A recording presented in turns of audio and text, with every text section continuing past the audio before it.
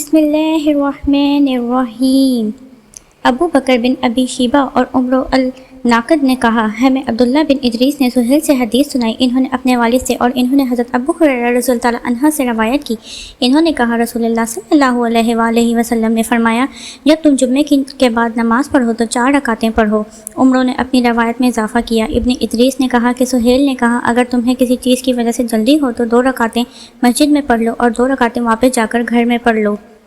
جریر اور سفیان نے سہیل سے، انہوں نے اپنے والد سے اور انہوں نے حضرت ابو ہریرہ رضی اللہ تعالیٰ عنہ سے روایت کی۔ انہوں نے کہا، رسول اللہ صلی اللہ علیہ وآلہ وسلم نے فرمایا، تم میں سے جو شخص جمعے کے بعد نماز پڑھے تو 4 رکعتیں پڑھے۔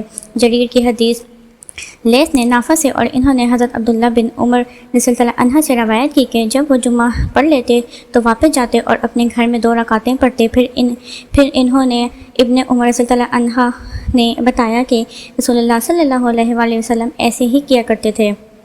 حضرت عبداللہ بن عمر رضی اللہ عنہ سے روایت ہے کہ انہوں نے رسول اللہ صلی اللہ علیہ وآلہ وسلم کی نفل نماز کو بیان کیا اور کہا کہ آپ جمعے کے بعد کوئی نفل نماز نہ پڑھتے حتیٰ کہ واپس تشریف لے جاتے، پھر اپنے گھر میں 2 رکعتیں پڑھتے تھے۔ یحییٰ بن یحییٰ نے کہا، میرا خیال ہے کہ میں نے امام مالک کے سامنے فیصلی پڑھا تھا یا یقین ہے کہ یہی پڑھا تھا۔ غندر نے ابن جری سے روایت کی، انہوں نے کہا، مجھے عمر بن عطا بن ابی خوار نے بتایا کہ نافع بن جریر نے انہیں نمر کے بھانجے صائب کے پاس بھیجا ان سے اس چیز کے بارے میں پوچھنے کے لیے جو حضرت معاویہ رضی اللہ عنہ نے ان کی نماز میں دیکھی تھی۔